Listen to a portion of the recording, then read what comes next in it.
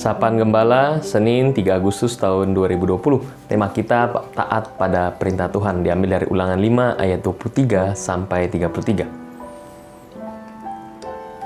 Stay at home, physical distancing, ini bukan liburan.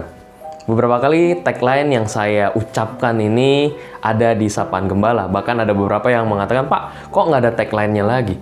Atau mungkin kita juga pernah dengar tagline di rumah saja, rebahan saja, pakai masker. Nah, tentulah kita pernah mendengar tagline-tagline itu, bahkan juga pada saat kembali lagi beberapa saat yang lalu saya selalu mengutarakan tagline-tagline tersebut. Nah, apa maksud dari tagline tersebut selama pandemi COVID-19? Yang biasanya didengungkan pada saat orang membaca dan diharapkan orang yang membaca tagline itu atau mendengar tagline itu, maka dia harus melakukannya. Jadi tagline itu bukan tanpa tujuan. Tagline itu mempunyai tujuan agar setiap orang yang membaca dan mendengar tagline tersebut, maka dia akan melakukannya. Dengan melakukan tagline yang tadi diucapkan, diharapkan penyebaran COVID-19 ini dapat diminimalisir dampaknya.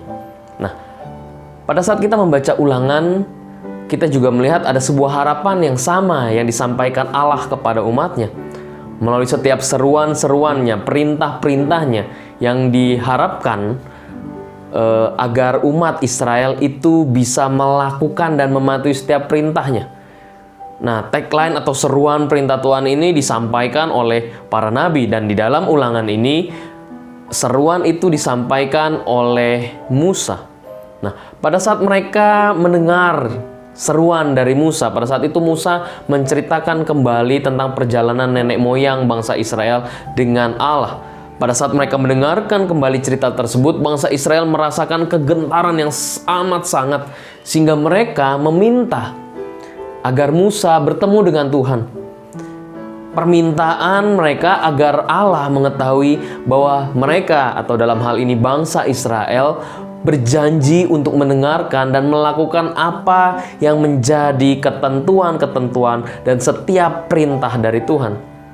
Ini adalah sebuah janji iman yang disuarakan oleh bangsa Israel kepada Allah, dan ini sangat menyenangkan hati Tuhan.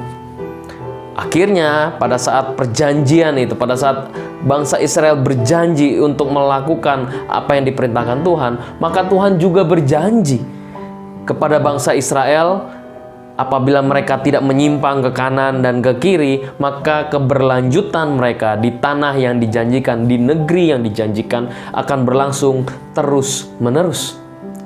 Oleh karena itu, menjadi pembelajaran bagi kita. Bagaimana dengan kita? Pada saat kita juga menjadi pengikut Tuhan, pada saat kita membaca Alkitab yang juga penuh dengan tagline yang seharusnya membuat kita sadar untuk melakukan perintah Tuhan. Tuhan menginginkan kita sebagai pengikutnya melakukan tindakan yang tidak suam-suam kuku, melainkan harus dilakukan penuh dalam ketaatan. Dan ketaatan kepada Tuhan itu bukan opsional. Ketaatan kepada Tuhan adalah sebuah kemutlakan yang harus dilakukan dalam setiap kehidupan kita. Dan kita tidak boleh berkompromi dengan dosa. Nah, pada saat kita melakukan ketaatan kepada Tuhan, maka kita yakin bahwa janji Allah untuk menyertai kita dalam suka dan duka akan selalu nyata dalam kehidupan kita. Tuhan memberkati kita.